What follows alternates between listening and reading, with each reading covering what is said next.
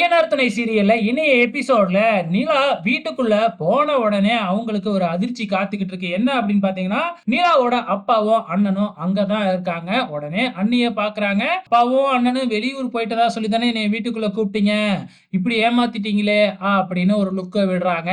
அதுக்கப்புறம் என்ன நடக்குது? ஸோ இப்ப நிலாவோட அம்மா தான் பேச ஆரம்பிக்கிறாங்க. இதுக்கப்புறம் நீ எங்கேயும் போகக்கூடாது, இங்கேயே தான் இருக்கணும் அப்படிங்கிற மாதிரி ஆரம்பிக்கிறாங்க. ஆனா நிலா இருந்துகிட்டு, "இல்ல, நான் சுயமா என் சொந்த கால்ல நிக்கணும். நான் வேலைக்கு போகணும். அதுக்கு என் சர்டிஃபிகேட் வேணும். சர்டிஃபிகேட் வாங்குறதுக்காக தான் நான் வந்தேன்." அப்படின்னு சொல்றாங்க. ஆனா இங்க நிலாவோட அம்மாவும் சரி, அப்பாவும் சரி, "இல்ல, இதுக்கப்புறம் நீ இந்த வீட்ட விட்டு வெளியில போக முடியாது. நீ இதுக்கப்புறம் இங்கேயே தான் இருக்கணும்." அப்படிங்கிற மாதிரி பேச ஆரம்பிக்கிறாங்க. உடனே நிலாவோட அண்ணன் ஒரு வார்த்தைய விடுறாப்புல, "இன்னும் சூர்யா கூட ஆஸ்திரேலியா போல.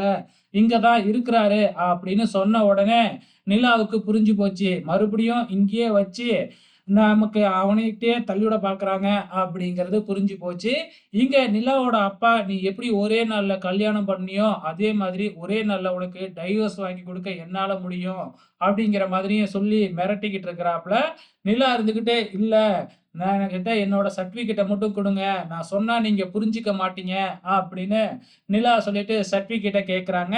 இந்த பக்கம் பார்த்தீங்கன்னா, நம்ம சோழன் பல்லவனுக்கு ஃபோன் பண்ணி, "என்னாச்சு? எங்க இருக்க?" அப்படின்னு சொல்லி கேட்கும்பொழுது, "அண்ணியோட வீட்டுக்கு வெளியில தான் இருக்கேன். அண்ணி மட்டும் வீட்டுக்குள்ள போயிருக்கிறாங்க. அங்க என்ன நடக்குதுன்னே தெரியல.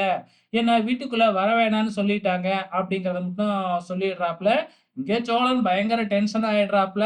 இந்த பக்கம் நிலா கிட்ட என்னென்னமோ சொல்லி பார்க்குறாங்க. நிலா ஒரே ஒரு வார்த்த தான் சொல்றாங்க. "என்னோட சர்டிஃபிகேட்ட குடுங்க." அப்படின்னு மட்டும் தான். வெயிட் பண்ணி பார்க்கலாம். அடுத்த வாரம் என்ன நடக்குதுன்னு.